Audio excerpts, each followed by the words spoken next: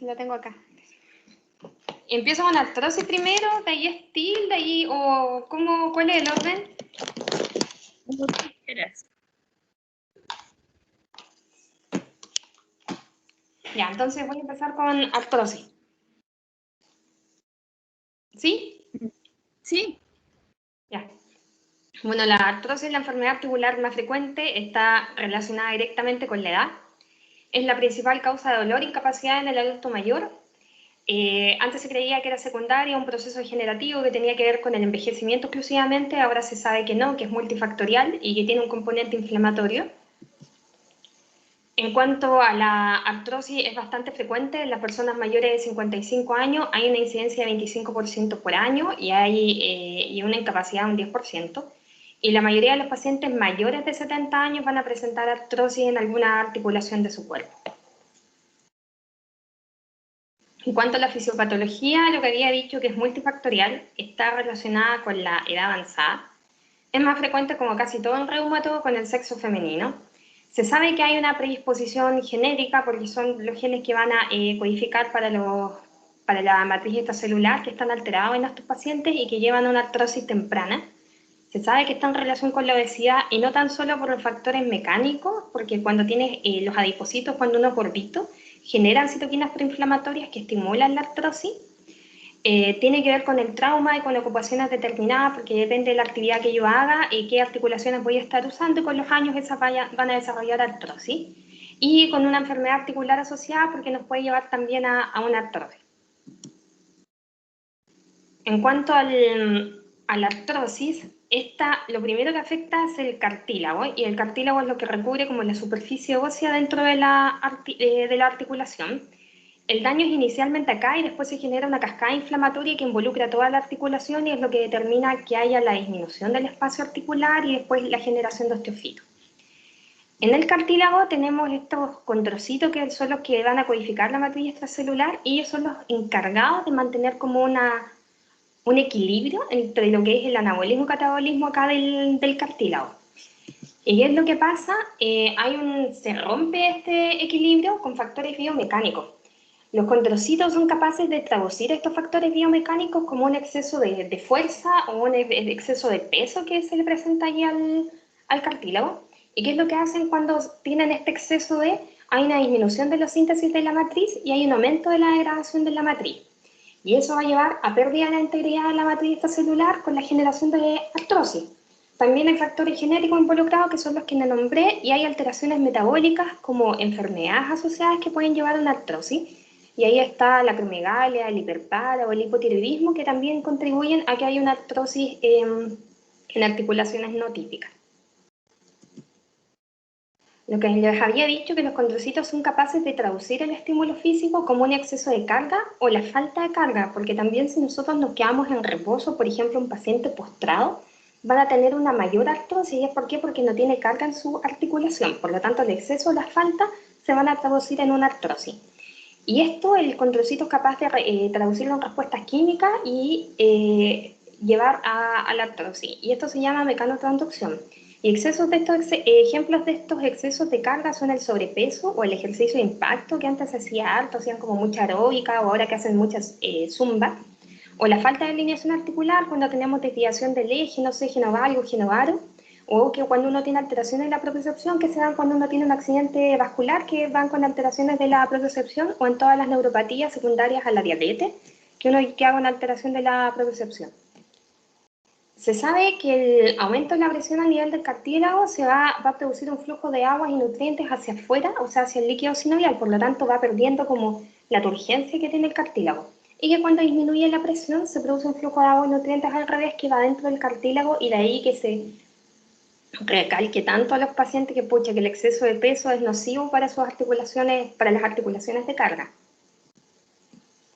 En cuanto a los factores genéticos, se han identificado una serie de genes que son asociados con distintas formas de artritis. Ahí destacan los HLA de 1 que también están asociados a la artritis reumatoide y que también están acá en la artrosis. En cuanto a la clasificación de la artrosis, está clasificada como primaria o bien secundaria. La primaria puede ser localizada y eso es cuando la tenemos en uno o dos grupos articulares. Y generalizada cuando ya afectan más de tres grupos articulares, ahí se habla de generalizada idiopática. Secundaria es cuando secundaria alguna enfermedad. Y dentro de las enfermedades que pueden producir la artrosis están las enfermedades metabólicas como la acromegalia, el hiperparo o el hipotiroidismo. Enfermedades endocrinas como la hemocromatosis, obesidad, las artropatías por microcristales. Las enfermedades articulares, si uno nace con displasia o bien artritis, meniscopatía, las neuroartropatías, la hiperostosis anquilosante, la hiperlaxitud articular, aunque se ha visto que cada vez menos la hiperlaxitud articular te llevaría a una artrosis, las fracturas previas que consolidan mal, el desequilibrio neuromuscular, las dismetrías de los miembros, las enfermedades óseas como el Payet, la sobrecarga local que no tengan una articulación, el traumatismo articular, la disfunción articular o la condrolisis ahí del cartílago. Si hablo muy rápido, porque siempre hablo muy rápido, me avisan.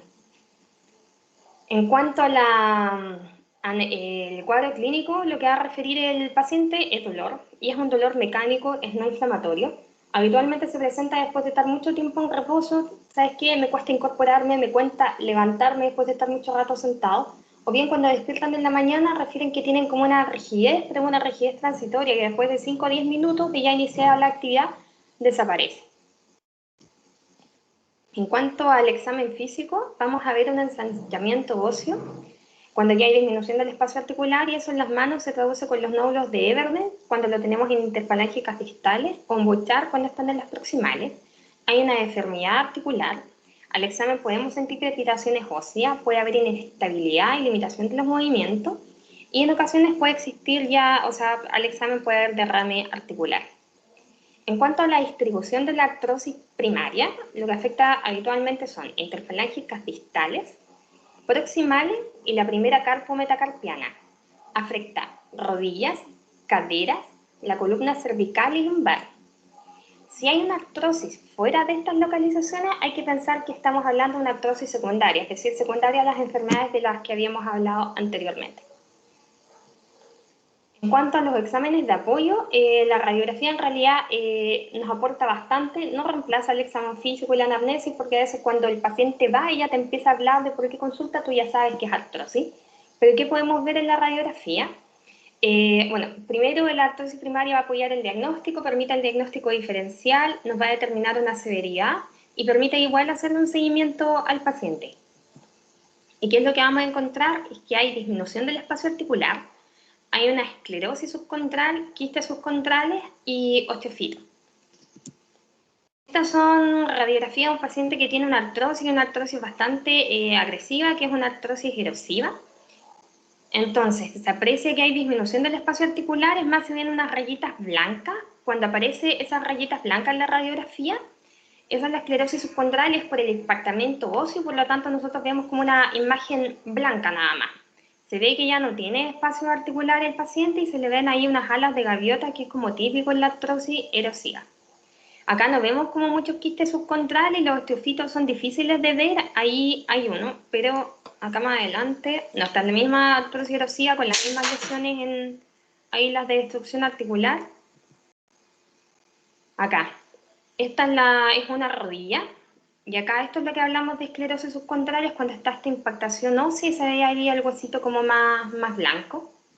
Estos son los osteofitos, que son formación ósea que aparece ahí en la artrosis, son estos cachitos donde hay una pérdida de la homogeneidad que tenían en la superficie articular y empiezan a aparecer estos cachitos. Quistes subcontrales, aquí no se ven mucho, pero los quistes subcontrales son como una pérdida que es redondeada de la densidad ósea, que se ven ahí como lesiones ahí debajito en el hueso.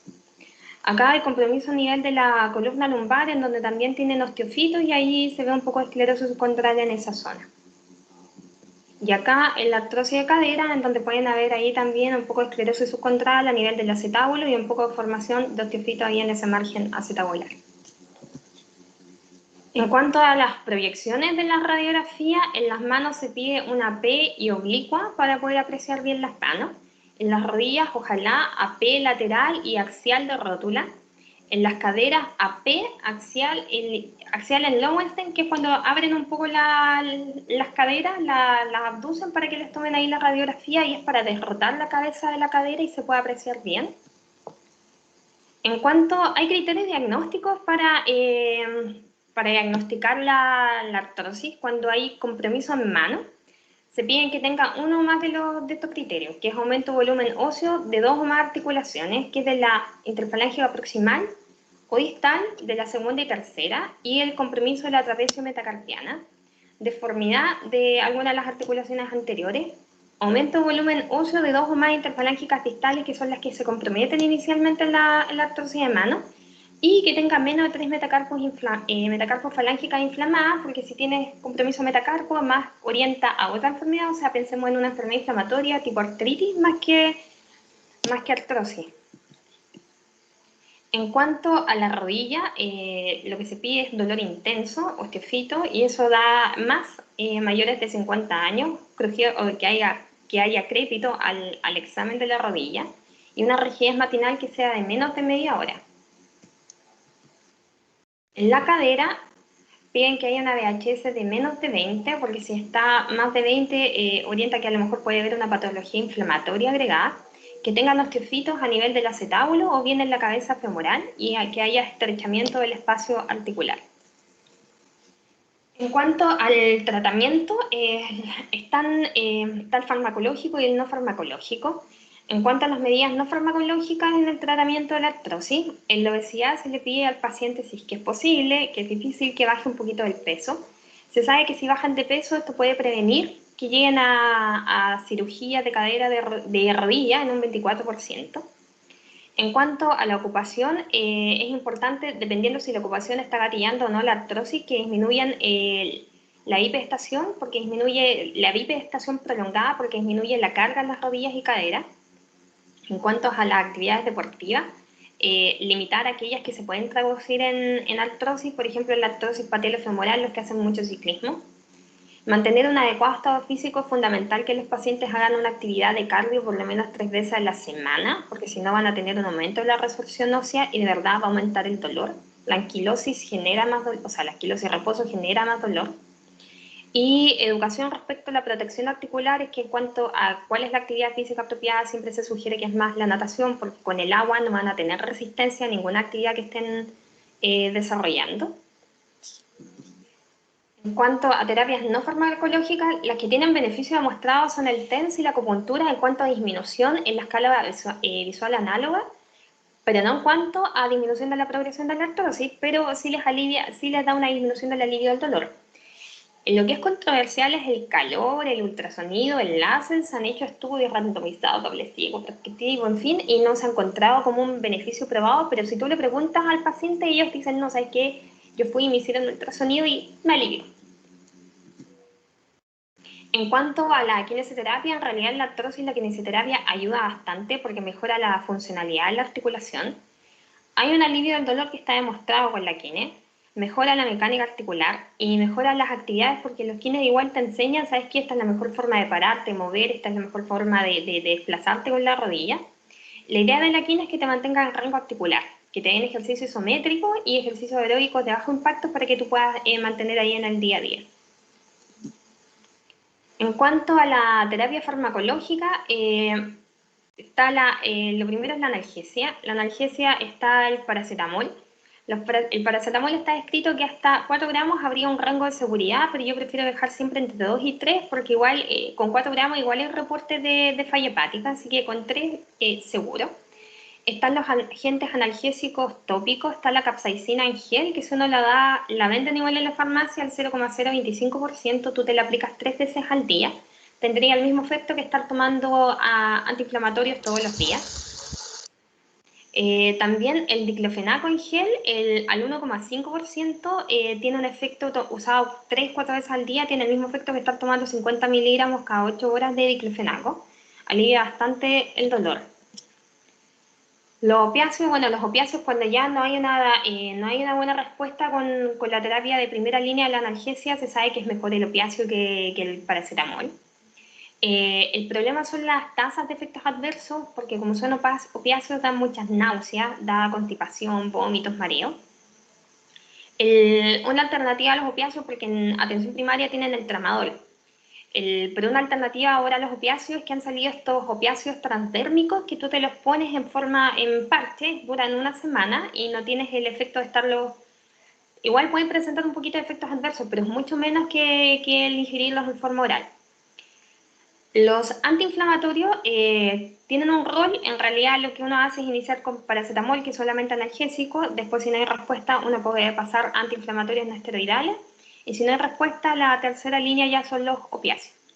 Los COX-2, por lo menos las guías que tienen acá el GE, se sugieren en aquellos que tienen riesgo de presentar una hemorragia digestiva o tienen antecedentes gastrointestinales. Y antes se decía, ¿sabes qué? Combinan dos antiinflamatorios, vas a potenciar la acción, la verdad es que no tiene más efecto. Y el problema de los antiinflamatorios no esteroidales en forma continua son los efectos adversos que presentan.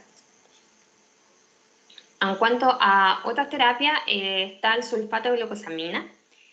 La verdad es que de los antiartrósicos, en donde se incluye la glucosamina con chondroitin, el piascledin, que es una antiinterleucina 1, el colágeno y la diacereína, los trabajos no han logrado demostrar que ellos a largo plazo detengan la artrosis, pero sí tienen un efecto analgésico, todos ellos probados, en que es un efecto muy similar a estar tomando antiinflamatorios todos los días. El sulfato de glucosamina tiene un efecto sintomático demostrado en la artrosis de rodilla, tiene poquitos efectos adversos y se usa en una dosis de 1,5 gramos al día. El chondroitin sulfato también tiene un efecto sintomático demostrado en artrosis de rodillas y de mano, es bien tolerado y la dosis de 800 miligramos al día. Esto en el mercado se pueden encontrar combinados, hay varios que vienen juntitos, que es el Dinaflex, Hiperflex y el Finartrit. Y en lo que difieren es el chondroitin sulfato, que el chondroitin que utilizan en cada una de ellas es distinto y la verdad es que la variación del chondroitin es importante porque no da lo mismo cuánto efecto analgésico.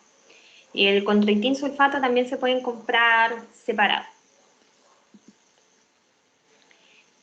En cuanto a los corticoides intraarticulares, la verdad es que tienen un efecto en cuanto al alivio del dolor. El problema es que tienen una corta duración del efecto. Se puede infiltrar máximo 3 veces al año, pero sí da un alivio en pacientes que tienen una artrosis localizada, artrosis de rodilla, tú infiltras y alivia. En cuanto al ácido hialurónico, tiene una eficacia en artrosis de rodilla, tanto en dolor como en la función, tiene un efecto variable. El efecto del analgésico es más lento que cuando uno infiltra con corticoides intraarticulares y el efecto de la analgesia puede durar hasta un año, también dependiendo del ácido hialurónico que uno utilice y tiene un costo mayor que los corticoides intraarticulares. En cuanto a otras terapias, bueno, el colágeno fue uno de los últimos en ser incorporados al tratamiento de la artrosis, está aprobado por la FDA. Alcanza buenas concentraciones plasmáticas de colágeno hidrolizado, estimula la síntesis de proteínas extracelulares, más cuando salió el colágeno se suponía que iba a ser como el avance en la artrosis, pero no fue tanto así, porque no ha mostrado que tenga resultados significativos en cuanto a detener la artrosis, pero sí en cuanto a la alivio del dolor, que es lo que habíamos hablado. En cuanto al tratamiento quirúrgico, en aquellos casos que son refractarios y que tienen una artrosis severa, ellos son candidatos a manejo quirúrgico de la artrosis. Y efectivamente, y cuando hablamos de tratamiento quirúrgico estamos hablando de prótesis, porque sabemos que las artroscopías, por lo menos en rodilla, cadera, en artrosis severa no tendrían un rol, tendrían que ir a recambio protésico. Este es el esquema que tiene el GES para el manejo de la artrosis, y el manejo de la artrosis se consideran aquellos pacientes mayores de 55 años que tengan una artrosis leve a moderada en cadera y rodilla.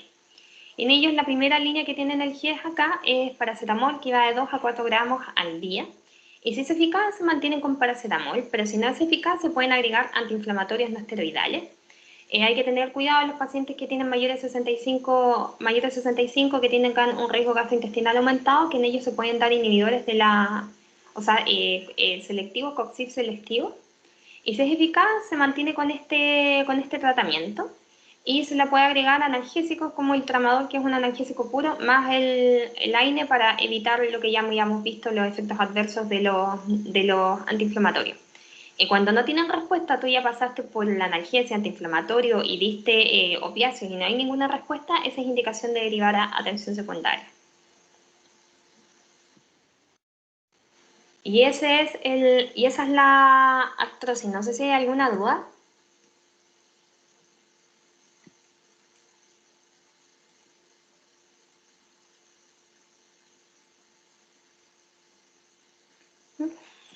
Creo que no, doctora. ¿No? Vale, voy con la otra. La siguiente es la de polimialgia reumática. La polimialgia reumática es una enfermedad inflamatoria que está caracterizada por dolor, rigidez matinal a nivel de los hombros, la cintura articular y el cuello. Y esto es importante porque... Disculpa que te interrumpa, pero no se está compartiendo la presentación. Espérame, a ver, ¿cómo se...?